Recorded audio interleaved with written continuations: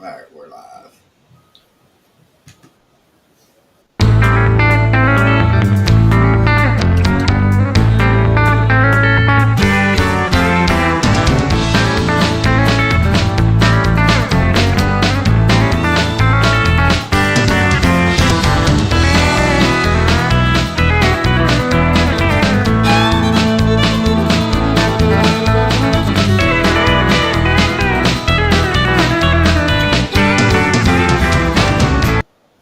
What's up, guys? What is up? Welcome back to another episode of Deck Talk Podcast. And we've got a good buddy of ours on the podcast again today. And, well, not again, but another good buddy coming on. And, man, this episode is probably one. I know we've done some great episodes, but to me, this is going to be one of the most important episodes for all the anglers and stuff, and especially being out in a boat, if it's bass fishing, cat fishing, or whatever kind of fishing, or even recreation, being out on a boat. This episode's going to give you a lot of information of do's and don'ts and what you need to have on the boats. It's going to be phenomenal. And if you don't know, guys, I'm Colin Burnett. And that's right, Colin, and I'm Norma Lee. But you know what? First things first, as always, we got to pay some bills tonight. Talk about the sponsor for tonight's episode, Joe Burns Rods. Custom rods built with one goal in mind, to build you the best rod that you have ever owned. When you buy a Joe Burns rod, they are built for you to match the way you fish, to fit your fishing style, whether you're in the market for a flipping stick, a spinning rod, bait caster, cranking stick, or even crappie rods. Joe Burns has you covered. From their unmatched power to the backbone, the tip action and sensitivity, with a guide system to improve your accuracy, giving you longer distance on every cast. But here's the kicker, the best part of buying a Joe Burns rod: it will be built for you to suit your fishing style, your grip, your forearm length. They are here to work with you as fishermen to build you the ultimate fishing rod, unmatched and unwavered by any other rod that you have ever yanked back on. Join the Joe Burns Rods family by calling for more information at 423-618-9499. Let's get some Joe Burns rods on your deck, and make sure to ask about their patented cork graphite handle. All right, Colin, that's right, man. We have a great guest coming on. Quite honestly, I think both of us has been wanting to kind of line up things to get this man on for a long time now. But anyway, here we go. Let's give him the proper introduction that he so well deserves. Our guest tonight is a true, legit hammer on the water. With his passion for the outdoors, he started his insurance agency designed to support outdoor enthusiasts like himself. After 25 years, he has built a clientele from coast to coast, with over 4,500 outdoorsmen and fishing enthusiasts wanting to make sure their valuable investment is secure and protected. Joining us is tournament angler and the owner of Ben Green Insurance, the man himself, Mr. Ben Green. What's up, brother? Gentlemen, thank you very much for having me on the Tech Talk podcast. I mean, Yes, we've sir. been talking about it for a while, and Yeah. thank you, Colin. For we were just showing before we went live here. You're talking about catching them on a chatterbait bladed jig over there in Mullins Cove. You Yeah. put me on those fish a couple years ago, if you remember. I said I have no clue, and I found those spinnerbait fish. So I really appreciate that too. But hey, we're here today, and Yeah. I love the opportunity to talk to your audience, which, you know, it's insurance is never something fun to talk about, but it definitely is something that we all need. And, Yes. you know, Yeah, and to one reason why, guys, I wanted to have this episode because, again, being out on the water and being the water safety is very important. I mean, it could determine you going home tonight or you being put in a box. And so, I mean, not to kind of be blunt, but you kind of have to be blunt about it for people to understand. And so when I was thinking of like kind of the episodes and stuff that we want to have on and this year we've kind of we're venturing out into other aspects of fishing with crappie, catfishing. We're going to have some people on with saltwater fishing, inshore, offshore, but the safety was a big thing for us that we wanted to make sure that we done an episode. And Ben and I have been friends. I don't know. It's been what 6-7 years or something like that, and Quite a while. And he's also I mean I've called him about insurance stuff especially with running tournaments. He's helped me out with to make sure that I was covered insurance wise, and so and I've talked to him about other stuff that has to do with insurance, and he's just a book full of knowledge. And so when you have the opportunity to have a friend that you could get on to where he could talk about being safe out on the water, and we may be able to kind of get story wise that from him to where he can where you can kind of get the whole big picture from what he does. And but that's the reason why I wanted to make sure that that we done an episode of safety, and I had to get Ben on here because when you're doing that for day in and day out for over 25 years, it's kind of, you probably do it in your sleep, I'd say.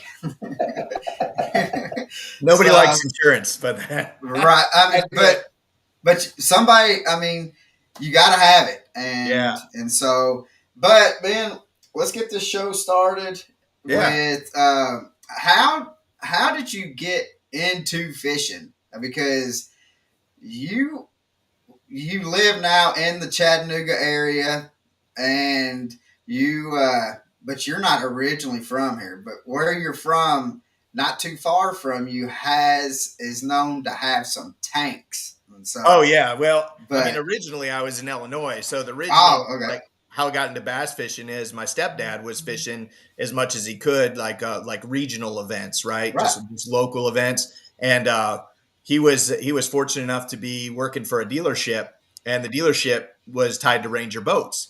So, so I got the whole thing. I got, my first fish were caught on spinner bait and flipped that up on a rainy day and hit my mom in the head. And, and I was like, all right, this is pretty cool. I'm getting attention for this thing. And then just going to the Ranger boat dealership as a kid and meeting Forrest Wood and seeing, how everything was put together and really becoming, as a young, impressionable young person, Forrest Wood was my hero. He was a lot of people's hero, and still could be. I mean, he's passed now, but this man had integrity. This man built one of the best products, if not the best boat at the time for fishing. And more important than that, just the way that he treated people.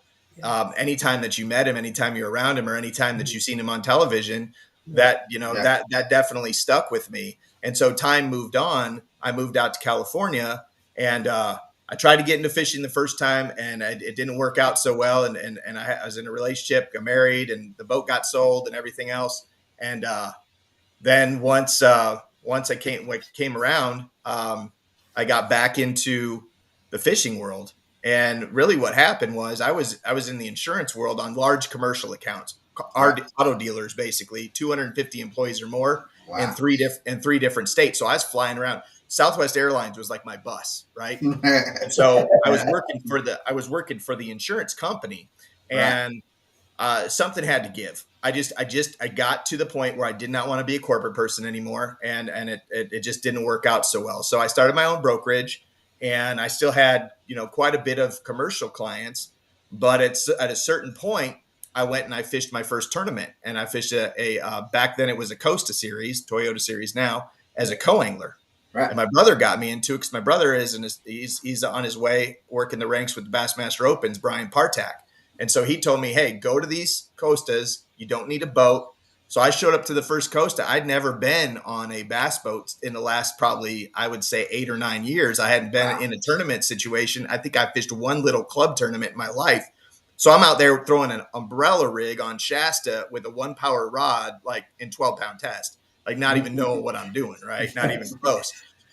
Anyway, fast forward to it. My brother's like, hey, look, this bass fishing world needs somebody that can explain the way you do to your commercial clients how these things work. Right. And I said, there is no way I'm going to sell a policy for insurance for $650 or whatever the bass boat premiums were back at the time, when I'm used to selling these 10, 20, 30, $200,000 premiums. I'm not going to do this. And then I fell into the love for this community. The community of bass fishing is a community unlike no other community in the world. And I think that there's no one that would disagree with that.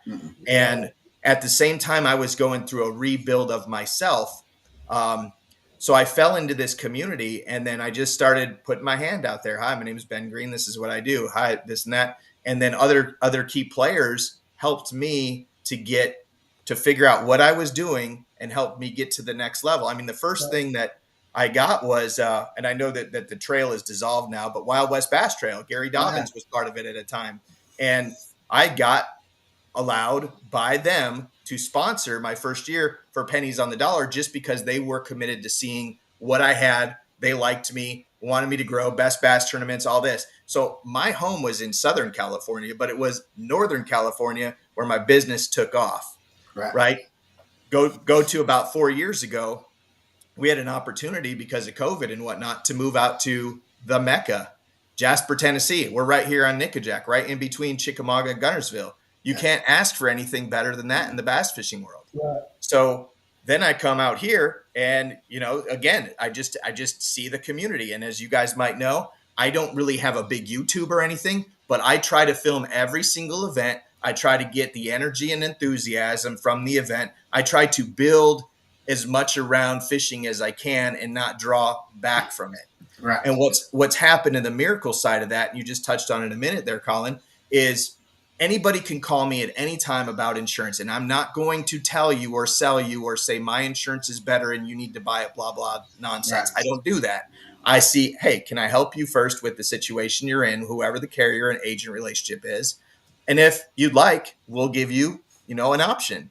Right. But every single person, even when we're selling boat insurance, is like, hey, we're going to walk you through why this is that you're paying this money and how it works and so on and so forth, and really explain it. And the entire community, we're licensed in 23 states. We insure over 5,000 anglers. And what the entire community does is it affords me the opportunity to live my life taking care of anybody, no matter if they have a stake in this business by being a customer or not. And you'll see it hopefully on my social media posts, where I give as much credit and accountability and love to the people that are supporting us by tags and comments and word of mouth as I do anyone that spends money here. Right. I don't sit there and prioritize on that. So that kind of the whole fishing community for me is it's very deep, and fishing tournaments and doing these things, it's not even about fishing. It's about relationships and us getting out there and seeing each other and catching up with each other, even if it's in a very short period of time, because we all understand one another at a different level than really any other type of a community. And that's really why I love bass fishing. Right. Yeah. And I mean, you hit the nail on the head, and it doesn't have to be just bass fishermen and stuff like that. I mean, if somebody that's out there crappie fishing or something like that, if you see somebody that's out there, just the fishing world in general, I mean, because if you see somebody out there that's having boat issues, you're not going to just keep on going by them just because they're crappie fishing and stuff. So, the relationships that since I've been doing the YouTube, and Norman and I, we've done the Deck Talk podcast. I mean, I could not tell you. I mean, I couldn't name them all. The people that I've been able to associate with, to have on the podcast that we've been able to have, and it's really kind kind of just getting your foot into the fishing realm and just joining the fishing community. And once you kind of get in there and get into some tournaments, or even just going around just talking at the bait shops and stuff like that, I mean, you realize it is a family. And so, but I do though want to talk about, I mean, we are a fishing podcast, and so right now, I mean, we are fixing to hit the time of the year to where sight fishing is about to get hot and heavy, and we're going to start doing some bed flipping. If you're into flipping on some beds, because that spawning time's fixing to happen, brother. Yeah, it is. Pockets are warming up. It's getting warm. They're out there on really right now on Nickajack. They're out there on the main river, getting ready, coming up stage, and you see them in pairs suspended, and they're at the right water depth. They just have to slide on into land, get a little land underneath them, and and I'm seeing them paired up. I'm seeing a lot of twos, combined together. Not necessarily schools, but almost like they're like pairing up already. I mean, suspended. It's the craziest thing. And now with forward facing sonar, you could see that. Before, I would never think that they're going to pair up out there and then slide in. I mean, I've never seen that before. And but that's kind of what I'm observing out here on Nickajack now. Right. And it's crazy. And I tell people all the time, like with the forward facing sonar, I've been able to use it more as a tool of learning bass habits than actually going and picking them off. Have I done that? Yes. But I've been able to learn their habits of, like, for instance, I tell people, like, I was on Chick and just outside of Chester Frost, and I was fishing a ledge, and I was seeing this big old bass, and I was like, all right, I want to get it. And every time that he would come up over the ledge is when he was eating. But he was just making a big old circle. I mean, he would come out into the main river channel. And by the time he got back onto that ledge, he was ready to eat again. And for me, that's something that I never even thought that fish done. I just thought they moved up and moved down. Right. And then when I seen that, and I've seen it a couple of times, I'm like, this blows. I mean, what we thought growing up with fishing and the habits of fish, it blows my mind of what we thought we were wrong and stuff. So I've been able to learn so much with the forward facing sonar, just like what you're saying, like you're seeing them moving up in pairs. And who would have thought you would have? I mean, for me, I was thinking like you'd have the female move up and then the male's following right behind it. But it's not that they're moving up together, is how I thought. So well, you look at everything else in nature. I mean, the geese right now are pairing up, and they're not ready to get on the beds. But it makes sense logically. Right. So, and I know I was quite impressed to hear. I went out Tuesday, and I seen water temps 57, 58 degrees, and I'm like, heck yeah. And we had yesterday, and today was right at 80, and I'm like, it's about to happen. I'm ready. I may even try to go out for a few hours, sneak out, and see what I can get onto here tomorrow. Before all this rain, I think we're supposed to get like 2.5, 3 inches, and so if we get that much rain, the river's going to be muddy. So I'm trying to get out color up for sure. Yeah. So when is your favorite time of the year to fish?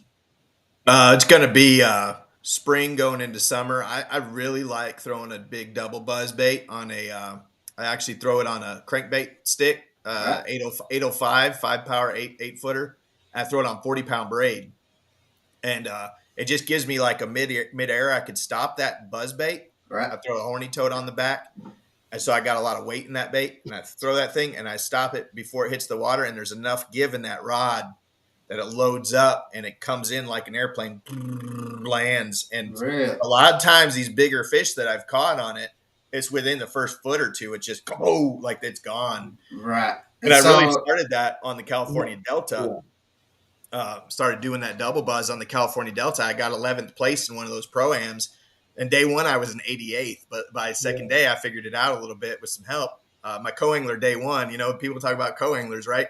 My co-angler had a red crankbait behind me. And I had never fished a square bill in the grass before, believe it or not. And I'm like, what's that all about? So I went out there day two armed with that, the red crankbait and the buzz bait.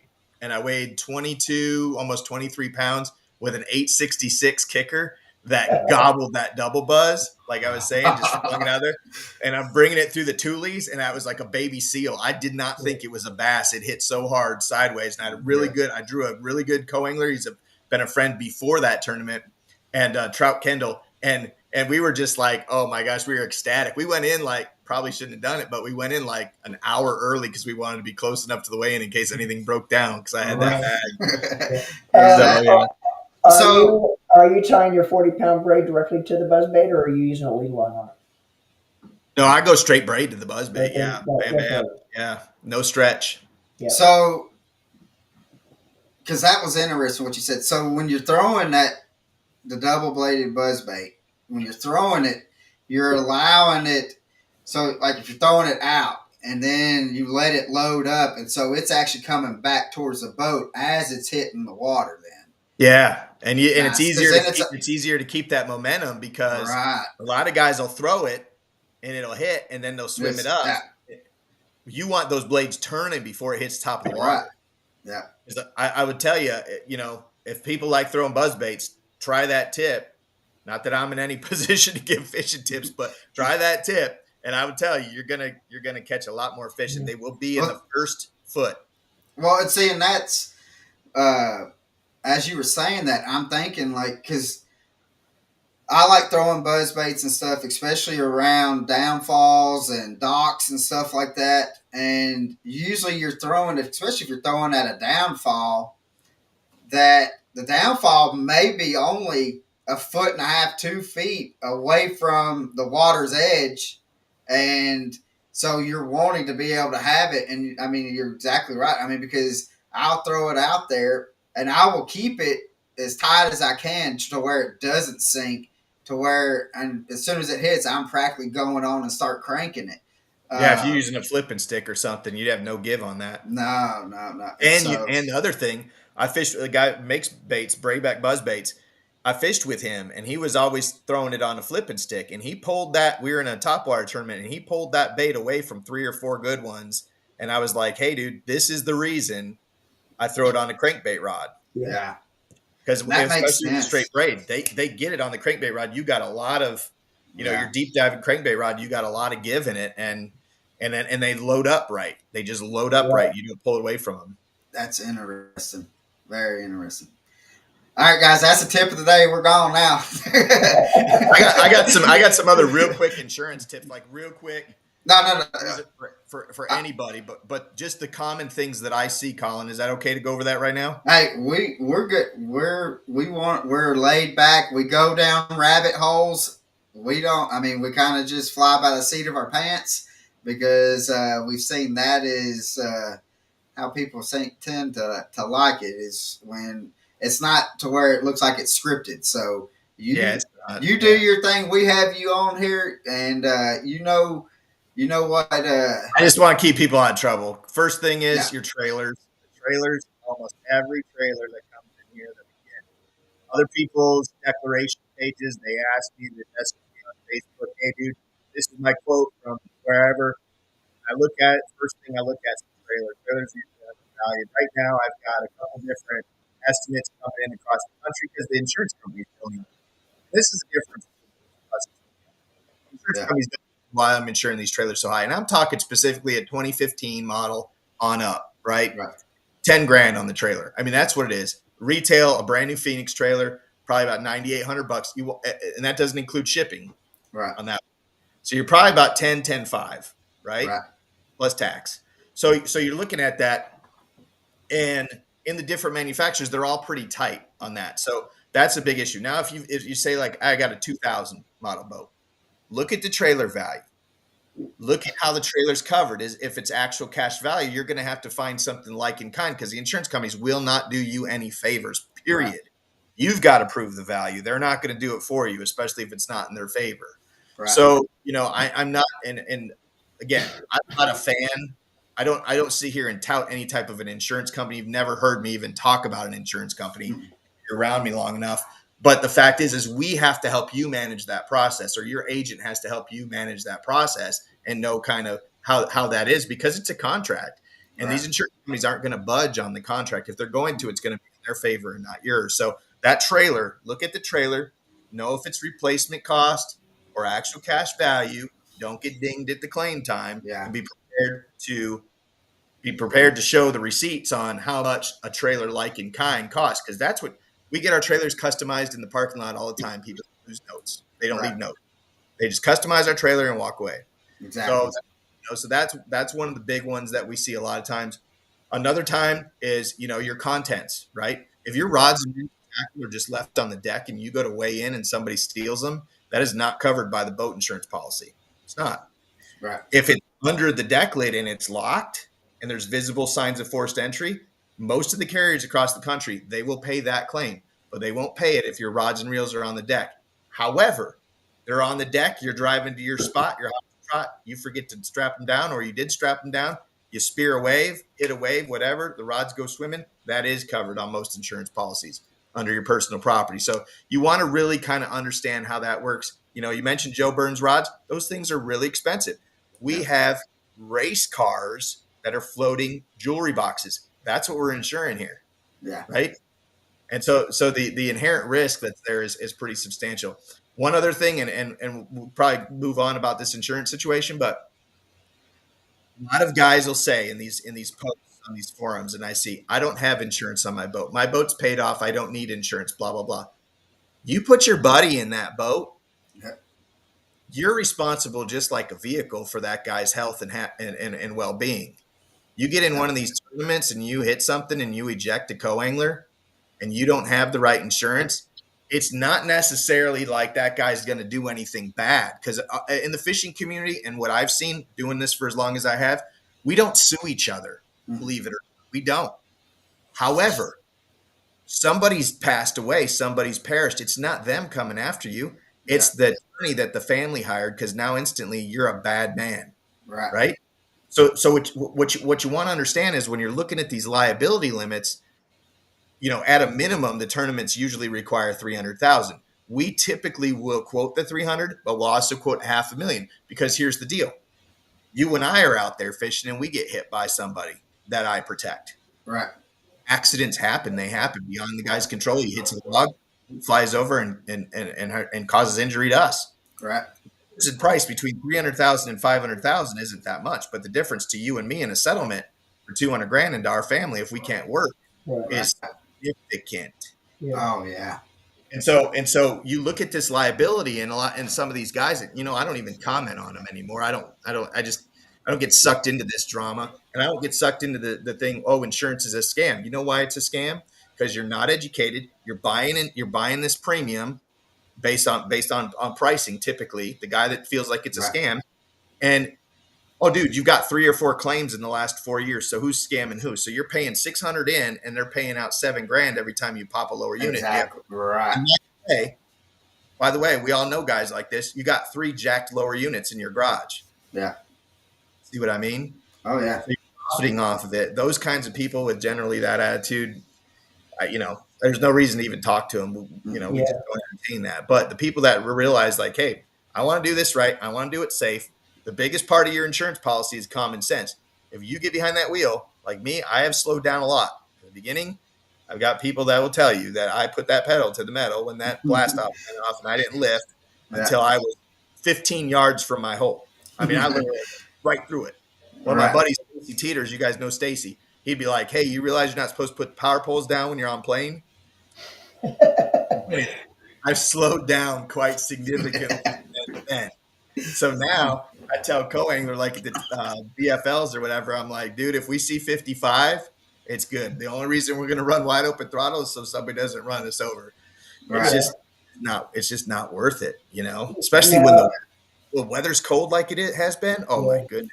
Yeah. Yeah. Now, Ben, you know, over the past year, we've seen publicly quite a few boating accidents out there. Some was with BASS, a couple others with other organizations.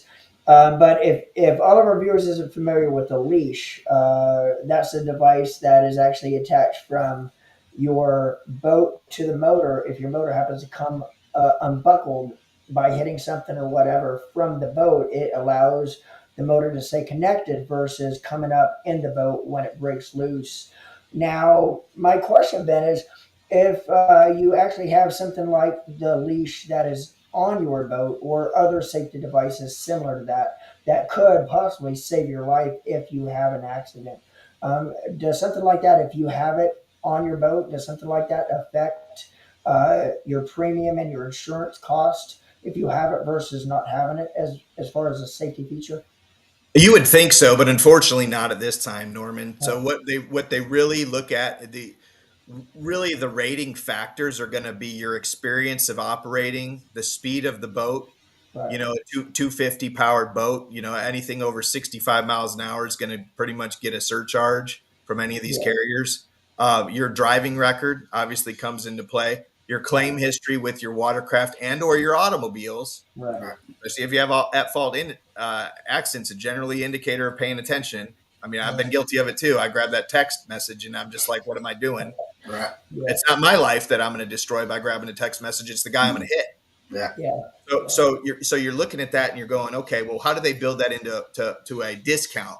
The only discount that I know of that's available is if you have your state license, you know, your boater's ID card, your boater safety.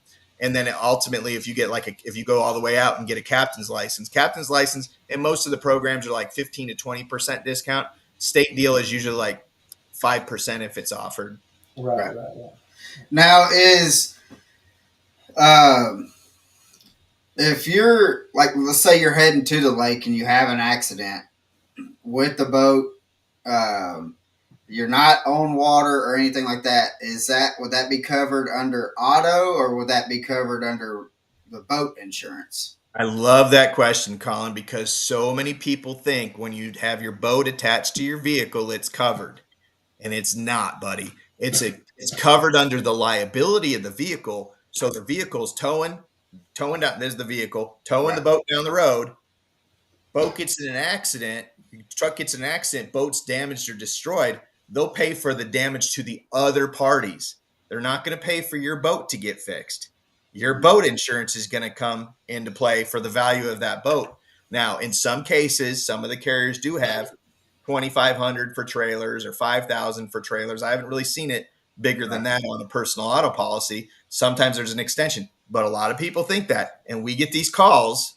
No offense, I'm not picking on anybody, you know, individually. But we get these calls. Hey, Ben, just picked up brand new 2025 Bass Cat Cougar, $121,000. Can I get insurance on it? I'm like, what do you mean you just picked it up? Well, I've had it for 2 weeks. Oh man. And you're like, dude, you I mean, nothing's covering that. Well, I kept it in the garage. Well, what if the garage catches fire? We just saw it in California. Oh my gosh, everything got blazed. You know, we just saw it in Carolina. So and people don't understand that. They think the homeowner is going to cover it. It's not. You got to. This is a specific, again, race car jewelry box. It's got to have its own protection, its own policy. And now it's not going to apply to everybody. If you're like our buddy Zach Kinsey, and I'm not picking on Zach, I'm just saying that dude can make boats work that have been parked in lots for years. He's restored several boats. He's an excellent fisherman, and he takes pride in what he does. His boats maybe worth $2,000 or $3,000 in the open market. To him, it's worth a lot more. Yeah, he can just get a liability policy which protects if he has a co-angler fly out or if he runs into somebody. He doesn't necessarily need to protect that boat. So a lot of the times, it's not what I'm talking about. It's not going to pertain to somebody like Zach. But for the most part, if you're sitting there and your boat's like $7,500 on up, you can get some of these coverages that I'm talking about. Right. And when you said that Zach's a great fisherman, that's underestimated. I mean, I've fished against Zach a lot. I've been beat by Zach a lot. Hey, Colin, get all you got. Yeah. There's one thing, if you're fishing against Zach, that if you're fishing on the river, he says, "I'm here, boys." And so if you're fishing against Zach on the river, there's going to be a monster smallmouth coming in whenever. We had our first Wednesday nighters last night here in Marion County. And this dude, he broke his ankle. I don't know if you guys know this, but he's wearing a boot and he wants to fish and he's on him. He hasn't even been up here in 3 months and he's on him. You know what I mean? So he's out there. He took his boot off to run his trolling motor with the boat. He's up there running in there, broken. And then he puts it back on at the end. And I'm like, oh my gosh, buddy, how bad do you want it? That's Zach Kinsey. That's love for the sport right there. Yeah. So I thoroughly enjoy. I've never been in the boat with him. I want to get in the boat with him, but he's one of the people that like how we're talking about family and stuff like that, the fishing family, that I enjoy competing against him just because I know that if I'm going to beat him, I have to bring my A game to it because I know, just like what I said, he's going to bring in a tank of a smallmouth and he's going to have his limit. But I enjoy fishing against him just because I'm competitive. He's competitive. We're all competitive. We're out there doing tournaments. You're all competitive. And there's so many people across this nation that get up at 3:00 in the morning and put these tournaments on. They don't get a penny. They are out of their own pocket for their expenses, and they do it because they love it. And to see that, again, another reason the community is so great is that there's so many people that do this not for a dime or a dollar. They do it because they truly love supporting the community. Yeah. Zach's one of them. He is. I was about to say, and he's that hits the nail on the head when you say that.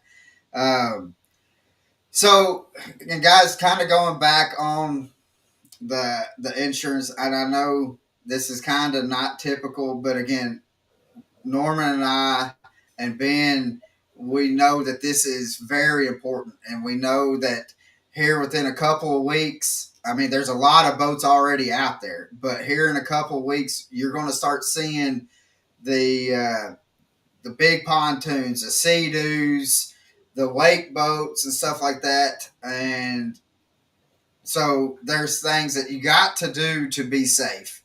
And so we want to make sure that we don't want to see anybody get in trouble because they're not covered with something. And, and if you kind of, Ben, we talked about it kind of before we went live. If you kind of want to see the process, and especially, and one reason why I brought up about being on the road, is it automotive or if it's on the boat insurance?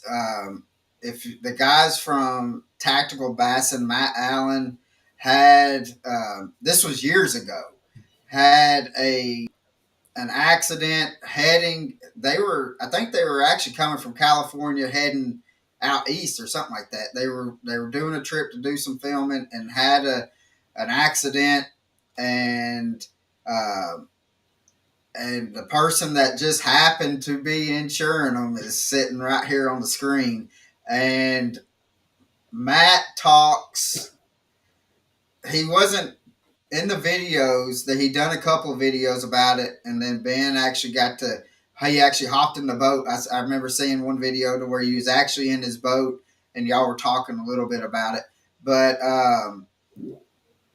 Matt Allen, I think he broke it down especially from with his accident on his videos. He done a very good job.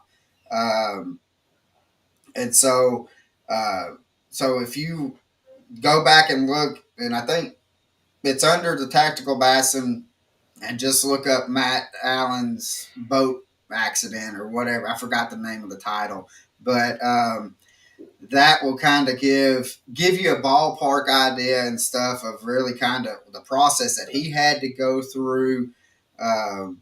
And I know, I mean, he spoke highly of you, Ben, because I mean, he was like, he was right on it. It was, I called, I made a phone call, and I mean, that you had jumped on it, you had gotten everything settled up for him, ready to go, and he was on his way and he had a new boat. And I think he even had, because he rolled the truck, didn't he?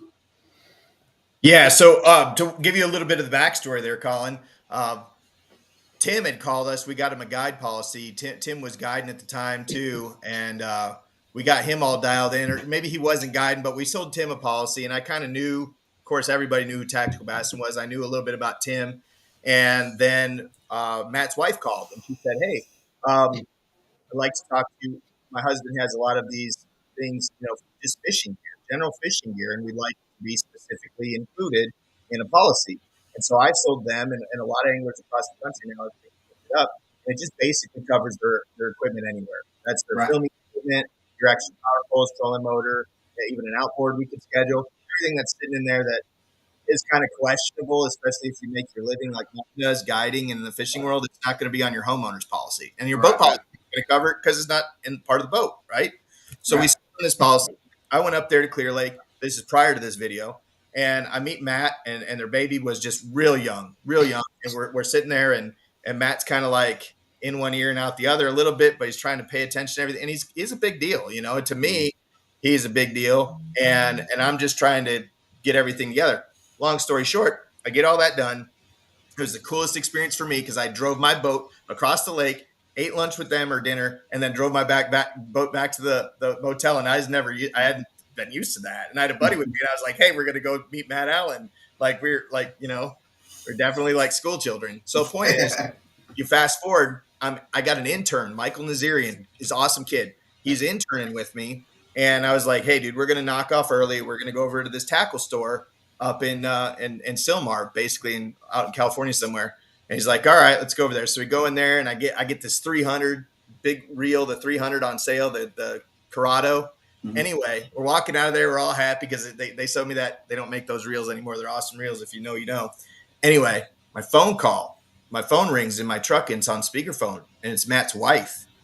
And I was the second person she called, hysterical, after she found out because she didn't know what to do next. Right. Now, I only insured that equipment policy, but I didn't insure the boat, the truck, the camper, any of that. So I said, "Look, I'm going to get as much information as I can right now from you. Can I call Tim?" Because I know they're very close friends, right? I was like, "Can I call Tim? I'm going to put together the entire claim scenario, and you just copy and paste this to the other carriers. I'm not going to name their names, and if they slip out, I'm sorry." But I didn't handle those carriers. I just did the framework for them. Right. So I managed the process with them through it. And one said, "Oh, we're not going to pay for this because we don't have proof that it was attached to the vehicle." I'm like, "How do you not have proof? It's in the video. Here's the video. Right. This is the video. It's the thumbnail for the video. That's proof." Horrible experience. The other one, Matt calls me, goes, "Hey, they're not going to pay me for my power poles and my graphs and my trolling motor." So I went over to the junkyard to get those off, and they told me that was theft, and they were going to come after me for that. And I don't know if Matt wants this information out or not, but it's been a while and everything, and it just is what it is. Yeah. So I'm like, "Matt, just go put it back. We'll take care of it. The policy I sold you has coverage extension for that. It just happened to be that way." I didn't even know at the time when I set it up that it would do that. So I'm like biting my nails, like, is this going to work the way insurance is supposed to work, right? Never want to be in that position, but there I was. So we get every other one dealt with: the truck, the boat, the camper. And then it's time for us to turn the claim in on my policy that I sold him. We turned that claim in at 7:00 in the morning online. I turned that claim in for him. I called him at 10 just out of curiosity, which is way fast for any insurance company, and don't think that they operate like that because they certainly don't. Bam, he calls, he goes, "Yeah, she's already taken care of it. She needs some proof on something." But we're talking about lots of money here getting paid out on that situation in terms of the property that they had damaged, especially the stuff that was on the boat that the boat was declining. Right. So that all got dealt with. And then you fast forward again another 4 or 5 months. I had to get my brother on working here because it was just me. I got my brother hired up and going. I got my cousin hired up and going. And Matt, I go up there to Clear Lake for a pro-am. This is my first year on the front of the boat, too. So Matt's a big deal. He's a customer.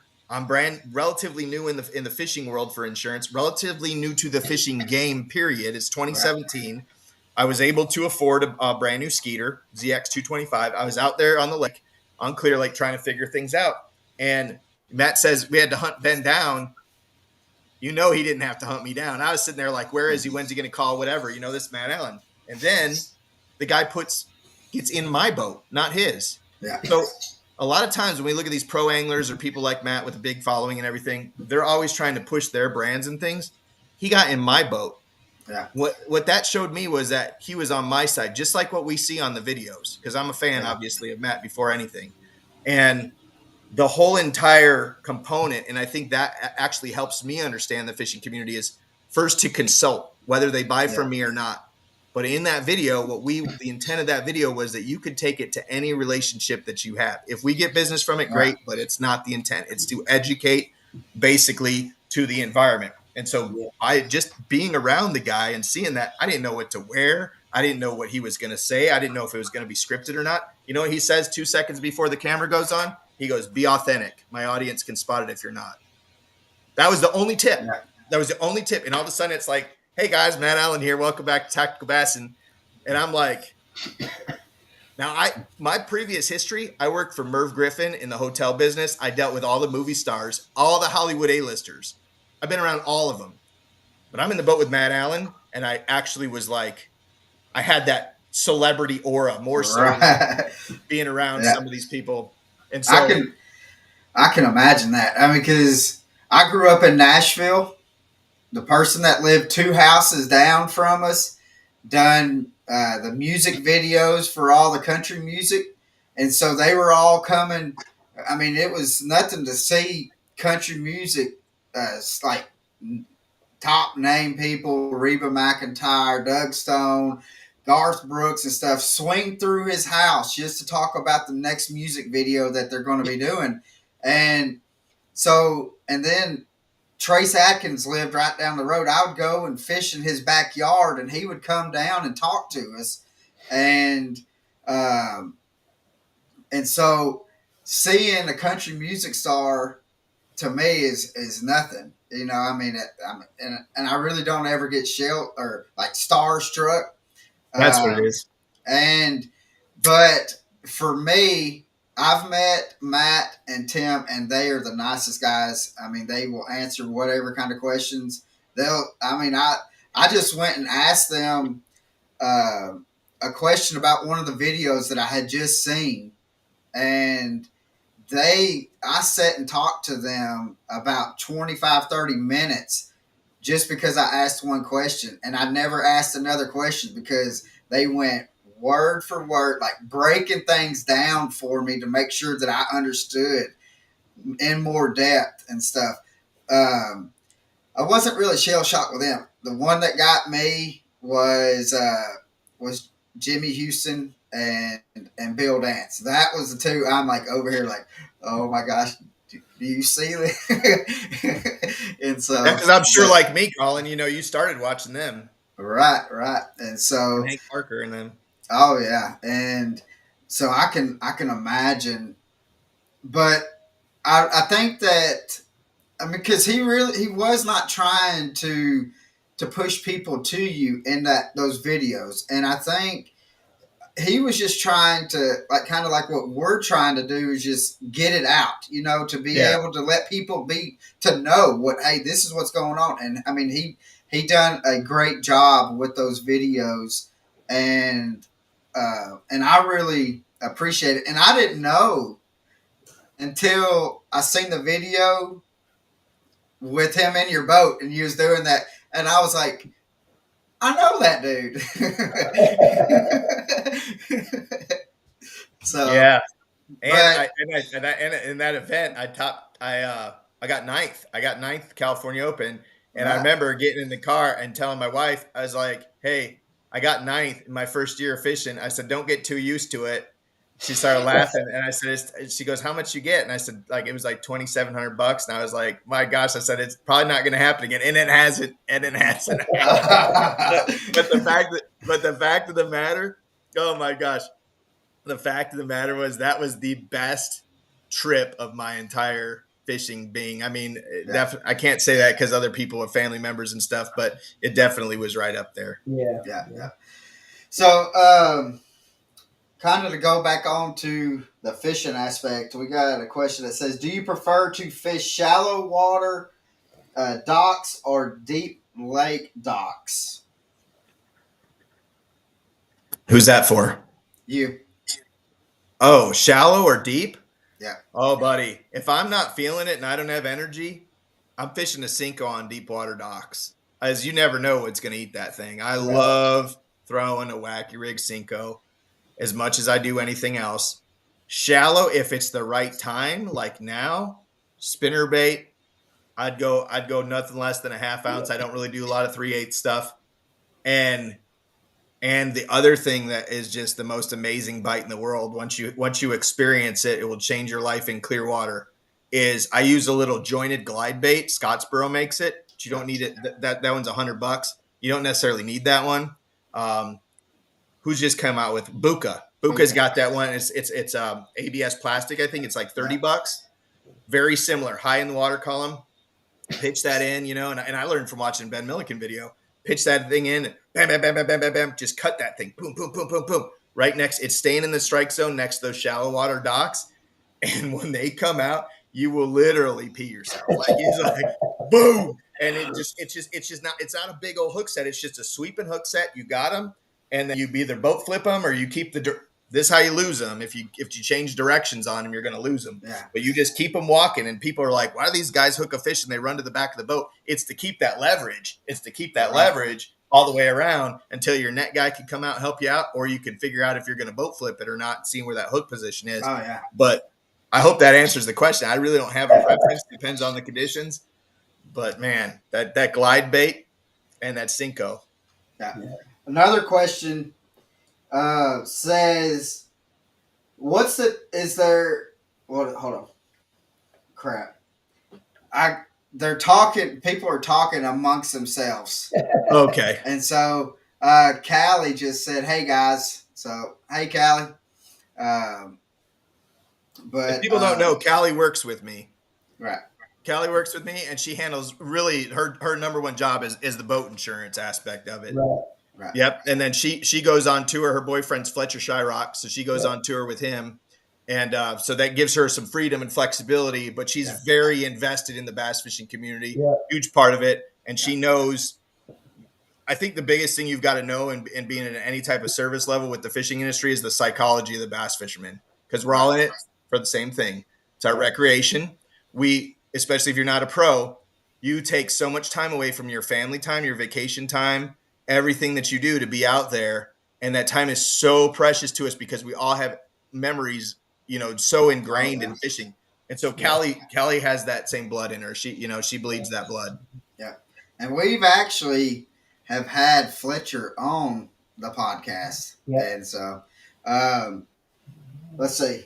So, but I got people talking, so I'm having to scroll back through to talk. Because what's crazy, because right now we have 1,236 people on right now. And hey, everybody.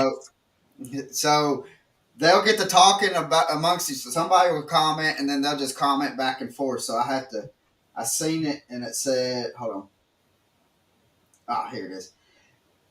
What's the biggest difference in fishing the Delta and to fishing from the waters on the TVA?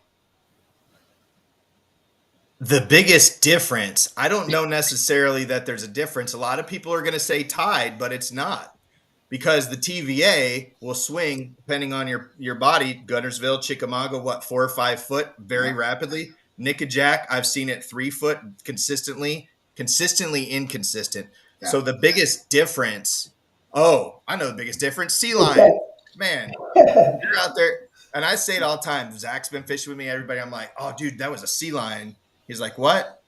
Where are you from? What are you talking about? Yeah, sea lions. You see a sea lion, you get the heck out of there. I'd say your chance of catching a 19 or 20 pounder. Yeah. No, I've seen people get tangled up with a sea lion, and they'll just they'll take that rod right out of your hand, especially for straight braid. And on the Delta, 65-pound test braid, you can't hold, it's gone. Yeah. Man, I couldn't imagine that.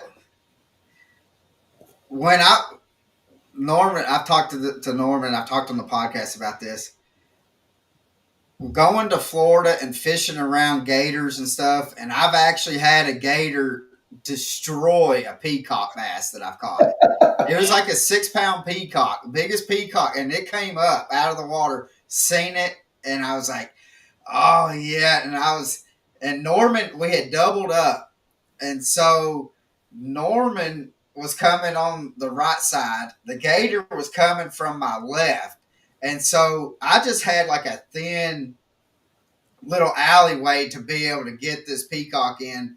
And if you keep the peacock down in the water, the gator will not do anything. But once it breaks the water and makes a splash and stuff, that gator just, and it came up and it splashed. And then it went back and came up again. Well, the second time that it came up, whoa, and that sucker just, and feeling that gator just pull, and which, I mean, I probably maybe 3 tail kicks, maybe, before the line broke. But I couldn't imagine hanging a sea lion and what that sucker. It's never happened to me. I don't want fishy game knocking on my door. It's never happened to me. So my buddy Mitch Forrest, it happened to him. Oh man. There you go. Let's see. Tyler Thornberry says, "Oh boy, where did you catch that 10-pounder?" All right. So Tyler and I fished a tournament together, right? And I'm not going to tell you where it is because then he will show up at my door. But he went back in this pocket, and it's kind of his area, definitely, you know. And we caught him pretty good with jigs. So there was a Saturday tournament, and Tyler did like 14, 15 pounds. Sunday I fished with Zach, and we were fishing over here in Marion County. And I was like, man, we got 3 little swimmers. We're going to go over here. We're going to go for a boat ride, go up in this area. So we went over there, and I'd never thrown this jig, and I'd kind of give it to you. It's a Magnum is the bait company, and it is a gigantic. Hang on a second, I got one right here. All right, feast your eyes on this sucker. Tyler's gonna be like, "Oh yeah, opportunistic to sell some baits. I don't really sell these." As a customer of mine, but it's this company Magnum. So this honking thing. So Ryan Godsey, he's tied up next to me. He's fishing with his dad or his grandpa. I can't remember.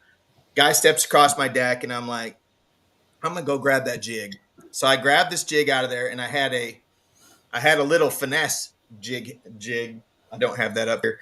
And I put it in there, and I was like, that doesn't look right. So I cut this thing right about there, and I put Dirty Jig 6/0. It's a 6/0 in there, 3/4 ounce jig. And I go into this area, and I'm like, Zach, be ready. And I stick a 5. So now we've all been there. I got a 5, and I've got now 2 little swimmers. They're like 2.5, 3 pounds in there. And I was like, hey, all hands on deck. We got 30 minutes. We had 45 minutes. We had a 30-minute run to get back in. Come back around the pocket. Zach flings a chatterbait into the tree. And I'm like, in fishing tournaments, you get very few shots on goal. Yeah.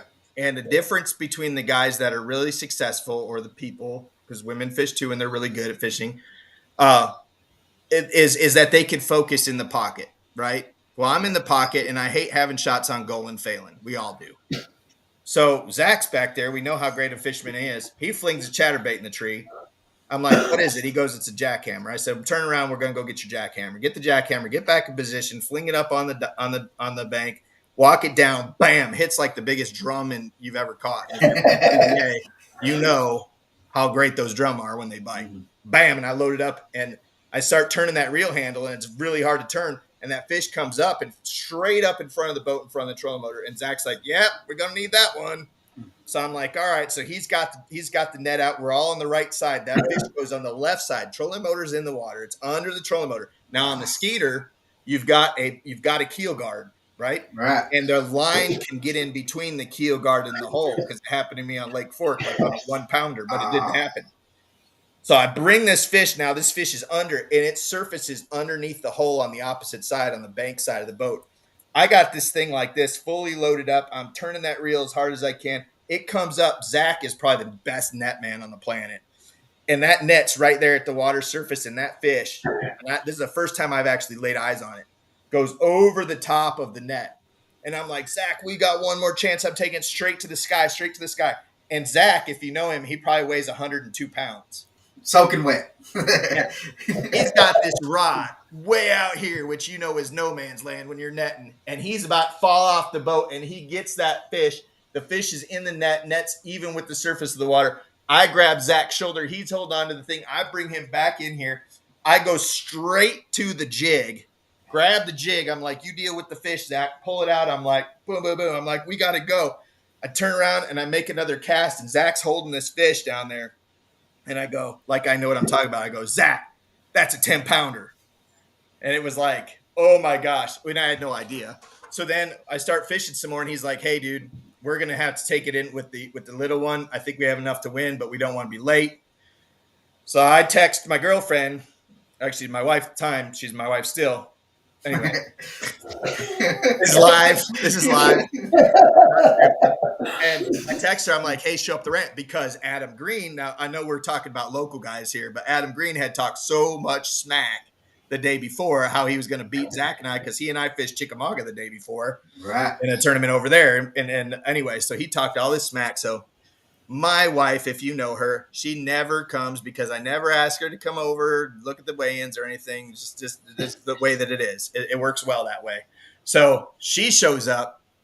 So all these guys are there. They're like, what's she doing here? And then they see me, and I don't have a very good poker face. So I was like, first thing I see is Thornberry's North Shore Plumbing wrap truck, and I'm like, oh, dang. I had no idea he was in the tournament today, because I caught that where he showed me. So I was like, oh, buddy, what am I going to say to Tyler? So we pull out and everything, go over there, have a little thing, weigh in the fish. I weigh the fish on my Bubba scale, and it was 9 pounds, 15 ounces. Now, I'm not saying I'm smart, but I'm not saying I'm dumb, but I didn't know how to read a scale. So I think it's 9.15, 9 pounds and 1.5 ounces. Yeah. So it doesn't register with me. Yeah, because some scales read that way and some don't. Yeah. It doesn't register with me. So I'm not doing, backflips and everything. I know that I have a pretty good bag. I don't know that we've won, and I don't know that I have a 10-pounder. So we get up there, weigh in the fish, 17.9. It was at like 18, 17.9. He called 17.9. And now I'm just like, my wife's there. I'm filming. I'm happy, whatever. I'm trying to figure out what I'm going to tell Tyler, that I just caught a 10-pounder on his spot because he's going to kill me. And the guy goes, we got a 10-pounder. The guy doing the weigh-in. And I'm like, what? Holy smoke. I've never caught 866 on the California Delta was my biggest before that. So I'm all ecstatic. It was really great. But so Tyler did show me where that fish was. I went back down there and I stuck it. So I keep telling him, Tyler, you got to catch a 10-pounder so that I don't feel so bad about poaching it. But he wasn't in the tournament, for crying out loud. Right. Sure he's down there. Is that the video? Sure he's down there punching the keys right now. I seen a video that you was fishing, and you could tell that you was jigging a jig, and then it looked like it got stuck or hung up, and you see that where you're loading it up, and then you pop it, and then it came loose, and then the next thing you know, you're like, whoa. I think that was that was actually that Magnum Baits thing that I posted. Right. Because I was just telling people coming into the spawn, that's what I caught him on, and that wasn't me in that video. And I couldn't go back in and edit, hey, that's not me. But I posted about my 10-pounder, which that fish that the guy caught wasn't a 10. Right.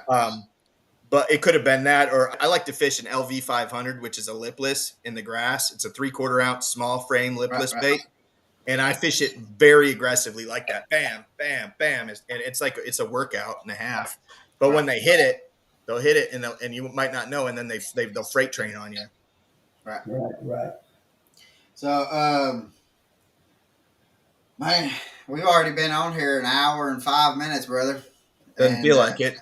That's what we tell people all the time. Once we get on here talking, this is the quickest hour that's ever going to happen.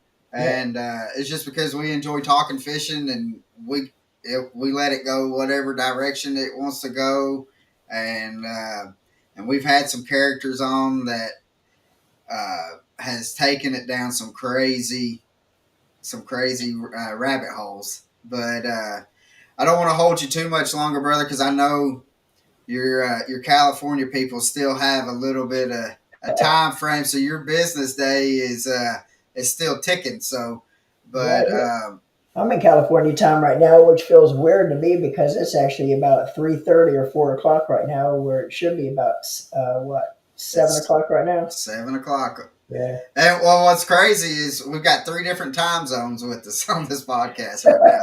But man, Ben, I cannot thank you enough for coming on here. The information, again, you hit the nail on the head with what the purpose of why I was wanting you to come on. And guys, if you have any questions, make sure I'm going to put his website and phone number down in the description. So if you have any questions, just make sure you reach out to him.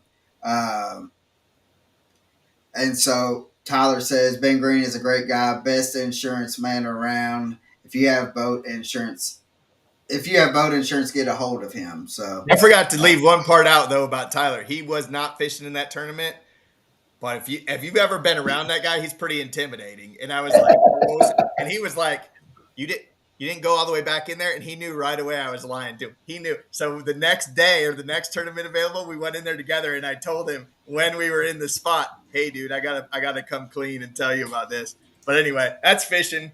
I didn't really coach his role, but I love the man. And I'm gonna put. I got a fiberglass replica down there, and I still haven't finished the plaque, but I'm gonna name that fish Tyler. Yeah. Why not? Why not? So, but man, Ben, I really, again, we can't thank you enough for coming on. And just the information that you given out was phenomenal. And I hope, guys, that our viewers can get something out of what he has told us. I mean, because some of this information that he has told, or that he said already, he's already told me a couple of times already. So I kind of knew where he was going with it. But I just wanted one thing I didn't bring up that's really important. We do also home, auto, everything personal liability for the angler family, all the event liabilities, tackle stores. We insure about 25 tackle stores across the country. That's growing. And, anything insurance related, just call me and get an opinion. Yeah. Now, what about guides? Because I know some insurance, as soon as you say I'm a guide, they're like, no. We have a proprietary guide program, and that's in all the states that we operate under Ben Green Insurance Agency. We have a wholesale relationship where we can operate in some of the other states as well. So I can't solicit in the states that I'm not licensed for insurance. But again, anytime you have an insurance question, I don't care what it is, even if it's not fishing related, but you're an angler and you just want to find out, I'll point you in the right direction every time. Right. And can they find out on your website, like what states that y'all are in? Because what you said, that you're in 23 different states. Yeah, you just fill out an application and we'll get you taken care of. Okay. Yeah. So, but guys, I hope that y'all are able to get something out of this. We talked a little bit about fishing. We heard about a 10-pound largie, and real quick, Colin, before we go off live, though, we have got to include Ben on our last question, though, that we typically ask, and the last questions kind of became a staple of the Deck Talk podcast. So anyway, here we go. But Ben, before we get to that question, make sure next week's episode, of course, myself and Colin with Deck Talk is going to be doing media at the Bassmaster Classic next week. But next week's episode is actually going to be the same day as Media Day that we're going to be covering during Media Day. But we're going to have a recorded episode that you still want to watch. It's going to be our normal time, 6 o'clock p.m. Eastern Standard Time, but we're going to have our episode with Robert Wojciechowski, which is actually a bruiser bait teammate of ours.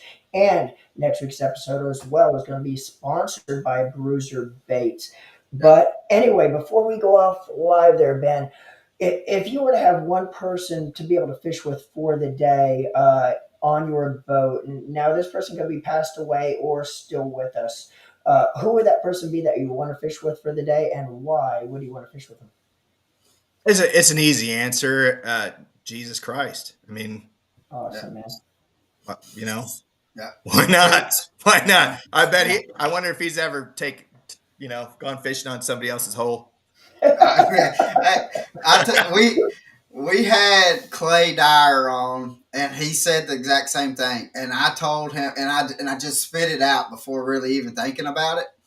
And I told him, I said, Clay, I said, I don't know if I would want that, because he'd be, hey, stupid, fish on the other side of the boat.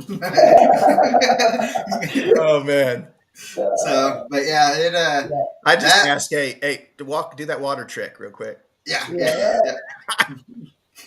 Oh boy.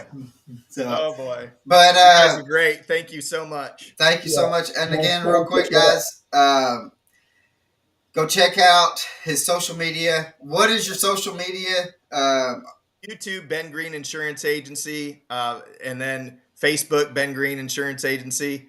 And that's really get you anywhere that you want to go. Website is bengreenins.com, or you just put in Bass Boat Insurance Green and it'll pop up. We'll put all the links in the description of this episode as well, so give people easier access to get to it when they watch the episode. Yeah, so we're almost at 1,300 people watching this right now, and I would love to be able to have Ben call me up and say, man, I just had over 1,000 people just subscribe to my to my channels, and but make sure you go check them out. My channel is very little insurance stuff. It's all about local events. Correct. It's local events. I'm not a compensated YouTuber. My job when I go out there is to show everybody having fun in whatever environment it is across the country. Yeah. And I'm not selling any baits. These are people like this Magnum company, Last Chance. They're all customers. Some of the executives at Sims, I insure them. Like, that's what I do. Yeah. So, but go check him out. Thank you for watching. Yep. Ben, brother, man, thank you so much for coming on. We need to get out on the water and go wet a line or two, and maybe take me over there to where Tyler's told you, so we can. I mean, I don't have to catch a 10-pounder. I mean, I know. I mean, Tyler, he catches some big ones, but I mean, let's see, bench press 350. Probably, but but yeah, for sure, man. Again, we cannot thank you enough, and especially for doing this podcast right in the middle of your work day we can't thank you enough for what you have done and coming on here, and so thank you so much, guys. Make sure you go check him out again, and just remember, guys, God loves you as if you were the only person in this world to love, and we will see you out on the water, guys. Much appreciated, gentlemen. Thanks, Ben. See you.